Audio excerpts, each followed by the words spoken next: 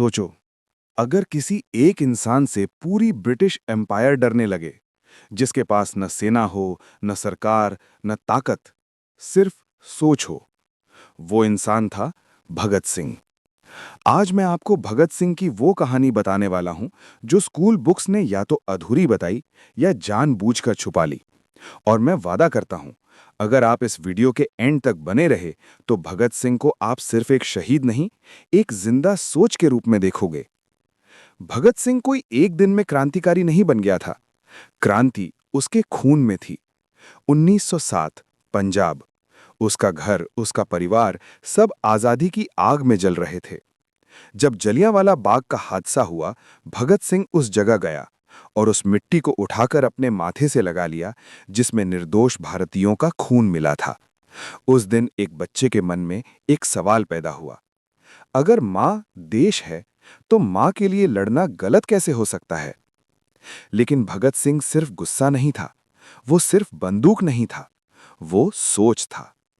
ये बात school books कम ही बताती हैं कि भगत सिंह घंटों किताबें पढ़ता था। लेनिन, मार्क्स, दुनिया के क्रांतिकारी विचार। वो मानता था कि बॉम्ब और पिस्तौल सिर्फ आवाज हैं, असली क्रांति सोच से आती है। इसीलिए ब्रिटिश सरकार भगत सिंह से डरते थे, क्योंकि वो लोगों के हाथ नहीं, लोगों के दिमाग जगा रहा था। और फिर आया वो दिन, सेंट्रल लेजिस्लेटिव असेंबली। लोग कहते हैं भगत सिंह ने बॉम्ब फेंका, पर सच ये है, वो बॉम्ब मारने के लिए नहीं था, वो बॉम्ब सुनाने के लिए था। बॉम्ब जानबूझकर कम पावर का था, ताकि कोई मरे नहीं, ताकि सिर्फ आवाज हो, इनकलाब जिंदाबाद, साम्राज्यवाद मुर्दाबाद।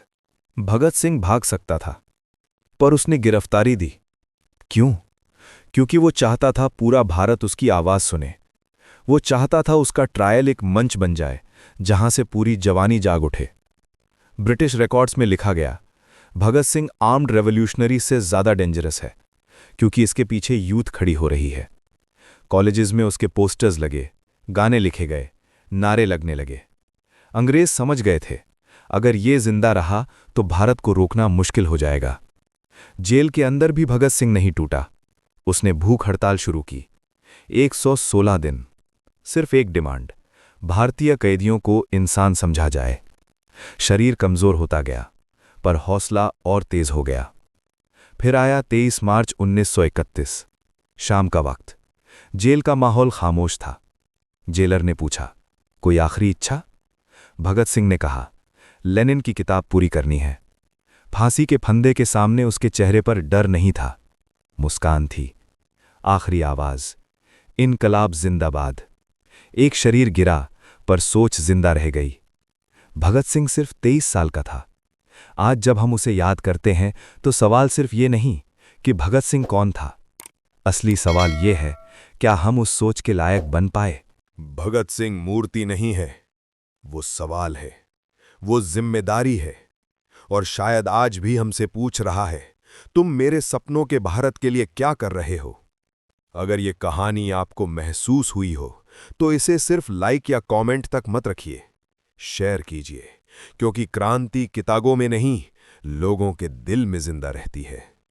इनकलाब जिंदाबाद। भारत माता की जय।